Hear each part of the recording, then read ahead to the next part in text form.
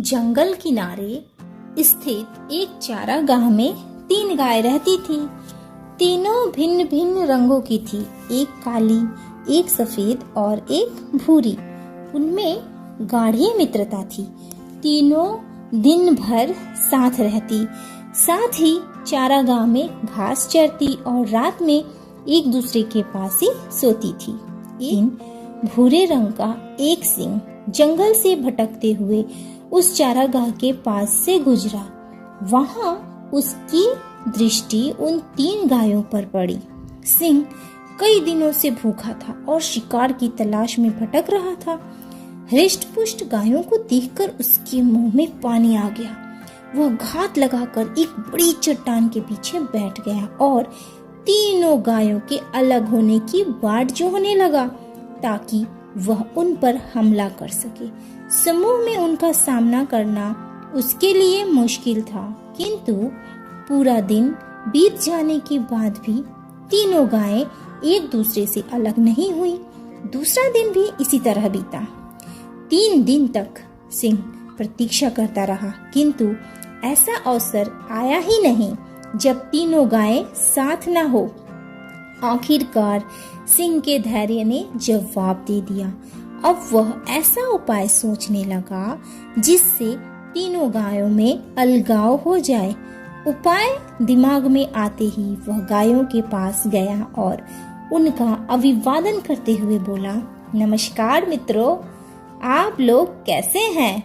मैं यहाँ से गुजर रहा था, आप लोगों को देखा तो सोचा मिल लूं।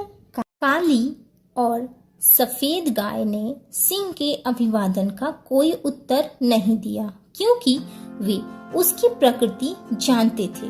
किंतु भूरी गाय ने सिंह का अभिवादन स्वीकार करते हुए प्रसन्नता पूर्वक उत्तर दिया, मित्र, तुमसे मिलकर बहुत खुशी हुई। काली और सफेद गायों को भूरी गाय का सिंह से बात करना अच्छा नहीं लगा। वे जानती थी कि सिंह विश्वास योग्य नहीं है। सिंह शिकार के लिए ही अन्य जानवरों की खोज में रहता है, न कि मित्रता के लिए। दिन गुजरने लगे। भूरी गाय का सिंह के प्रति सौहार्द बढ़ने लगा। काली और सफेद गायों के समझाने के बावजूद भूरी गाय ने सिंह से मित्रता कायम रखी। एक दिन सिंह भूरी गाय के पास आकर बोला, तुम तो देख रही हो कि हमारे शरीर का रंग गाढ़ा है और सफेद गाय का हल्का। हल्का रंग गाढ़े रंग से भिन्न होता है। अच्छा होगा कि मैं सफेद गाय को मारकर खा जाऊं। इस तरह हम सब में कोई अंतर नहीं रहेगा और हम अच्छे से साथ में रह पाएंगे। भूरी गाय ने सिंह की बात मान ली और काली गाय को एक तरफ ले जाकर उसे अपनी बातों में व्यस्त कर लिया। इधर सफेद गाय को अकेली पाकर सिंह उसे मारकर खा गया। कुछ दिन गुजरने के बाद सिंह फिर से भूरी गाय के पास आया और बोला, तुम्हारे और मेरे शरीर का रंग बिल्कुल एक समान है, किंतु देखो, काली गाय का रंग हमारे रंग से नहीं मिलता, इसलिए मैं ऐसा करता हूँ कि काली गाय को मारकर खा लेता हूँ। इस तरह हम एक रंग के प्राणी ही यहाँ हंसी खुशी से रहेंगे। भूरी गाय ने फिर से सिंह की बात मान ली और काली गाय को अकेला छोड़कर दूर चली गई। इधर सिंह ने मौका देखकर काली गाय पर हमला कर दिया और उसे मारकर खा गया। अब भूरी गाय चारागाह में अकेली रह गई। सारा दिन वह अकेले घूमती और घास चरती रहती। वह बहुत प्रसन्न थी। उसे ऐसा लगने लगा था कि वह इकलौती ऐसी प्राणी है जिसका रंग सिंह के रंग के समान है। वह स्वयं को सिंह के समकक्ष समझने लगी। कुछ दिन बीतने के बाद सिंह को फिर से भूख लग आई। वह भूरी गाय के सामने आया और जोर से दहाड़ा। सिंह का ये रूप देखकर भूरी गाय डर गई। सिंह उससे बोला, आज तुम्हारी बारी है, आज मैं तुम्हें मारकर खा जाऊंगा।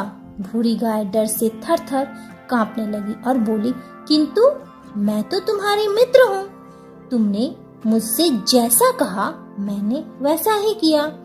तुम मुझे कैसे खा सकते हो? सिंह ने फिर से दहाड़ लगाई और बोला, मूर्ख गाय, मेरा कोई मित्र नहीं है। ऐसा कैसे हो सकता है कि मैं सिंह होकर एक गाय से मित्रता करूंगा। भूरी गाय सिंह के सामने गिड़गिड़ाते रही, किंतु सिंह ने उसकी एक न सुनी और उसे मारकर खा गया। तो इस कहानी से हमें यही शिक्षा मिलती है कि एकता में बल है। कोई भी समूह एकता के बिना आसानी से बिखर सकता है और नष्ट हो सकता है। तो हमें एकजुट होकर मिलकर रहना चाहिए।